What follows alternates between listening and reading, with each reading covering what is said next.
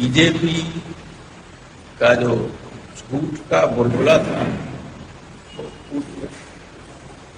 लगातार झूठे वादे जनता के सामने जो किए गए, एक भी उसमें जमीन पर उतरा नहीं। तो जनता धीरे धीरे समझ गई। धार्मिक उन्माद पैदा करने की कोशिश की, उससे भी जनता खबरदार हो गई कि ये तो सिर्फ वोट की राजनीति के लिए ही धर्म का उपयोग करना चाहते हैं। और जनता ने उन सारे स्थलों पर जो धार्मिक थे, तुम्हारी बज रहा है और दूसरे जनता ने उन सारे धार्मिक स्थलों से जहां लोकसभा से लेकर अब तक चुनाव हुए, बीजेपी को हरा दिया।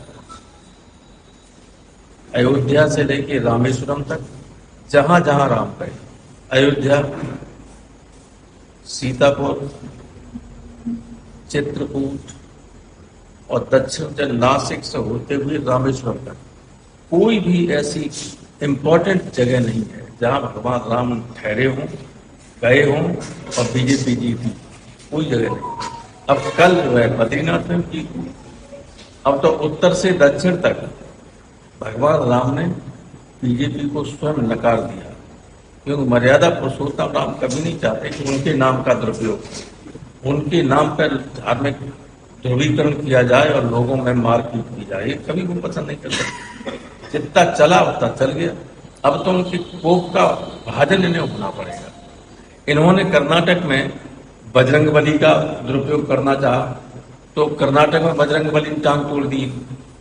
अब भगवान राम ने पूरे देश में कितना फर्क रहा भाई? 240 इन्हें मिली और 232 इंडिया ब्लॉक को मिली।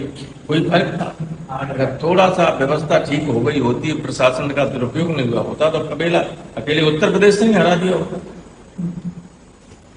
सर, अमित शाह गृह मंत्री जी हैं, जो उन्होंने संविधान हत्या दिवस को लेकर 25 जून की बात कही है कि वहां पे मनाया जाएगा संविधान हत्या दिवस। उस पर इंडिया ब्लॉक का कमेंट आएगा, उसको सुनिएगा। तो हम क्या करें?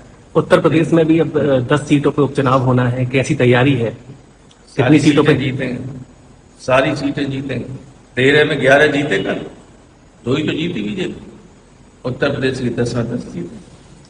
भाजपा के नेता हैं, विधायक हैं रमेश मिश्रा जी, उनका भी कहना है, और भी कई नेता हैं, उनका कहना है कि भ्रष्टाचार तहसीलों में ठीक तरीके से सोचने वाला है, वो अंदर से जान रहा है कि बीजेपी जाने वाली है। सब कुछ ठीक नहीं है। जहां अनावश्यक रूप से हजारों लोगों को बेघरवार कर दिया जाए, मकान ध्वस्त कर दिए जाए बिना नोटिस के, और मकान उनका सामान निकालने की भी अनुमति न दी जाए। अब इतना कल की बात है, यमुना एक्सप्रेस वे के किनारे वृंदावन में एक बहुत बड़ा बनाया था मामा ढाबा, करोड़ों रुपए की लागत से, और 4-5 जेसीबी लेके वहां जितने बूट आवे वाले थे, इतना भी मौका नहीं दिया कि अपना सामान निकाल। कई करोड़ का की बिल्डिंग तोड़ दी और सारा सामान। तो जब इतना अत्याचार हो रहा हो, पब्लिक तो देख रही, जो राजनीति में नहीं भी है वो और ज्यादा तरीके से देखते हैं कि देखिए कितनी जुल्म और ज्यादती हो रही। जिन जिन लोगों ने बीजेपी का समर्थन किया, उन्हें अफसोस हो रहा है कि ऐसी जालिम पार्टी का समर्थन उन्होंने क्यों किया। इसलिए आने वाले दिन बीजेपी के ठीक नहीं। मल्लिकार्जुन जी कांग्रेस अध्यक्ष जो हैं, उन्होंने भी कहा है कि 10 साल से खुद बीजेपी संविधान की हत्या कर रही है। कैसे देख रहे हैं आप? देखिए, संविधान की हत्या का मतलब है कि संविधान के जो प्रमुख आर्टिकल्स हैं, जिन्होंने जनता को सबसे महत्वपूर्ण अधिकार दिए हैं, उनका उल्लंघन हो, उनको संशोधित किया जाए, या बिना पार्लियामेंट से संशोधन कराए सामान्य कानूनों के जरिए इस तरह के कानूनों को संशोधित कर दिया जाए, तो ये संविधान की हत्या ही है। जैसे कानूनन देश भर में ओबीसी के लोगों को 27% और SC/ST के लोगों को 15% आरक्षण मिला। 22.5 है दोनों, 22.5%। तो अब ये नहीं मिल रहा, संशोधन नहीं किया, खत्म नहीं किया, लेकिन यह है कि कोई भी नौकरी, सरकारी नौकरी नहीं लगेगी, आउटसोर्सिंग से भर्ती हो। आउटसोर्सिंग से टाटा की एजेंसी को दे दिया कि सैपई के मेडिकल यूनिवर्सिटी में 500 वार्ड बॉय और ये सब नर्सेज वगैरह की भर्ती होनी, आप कर दी, तो उसमें कोई भी रिजर्वेशन नहीं। कॉन्ट्रैक्ट बेसिस पे नियुक्तियां हो रही हैं, कॉन्ट्रैक्ट बेसिस पे, उसमें कोई नहीं।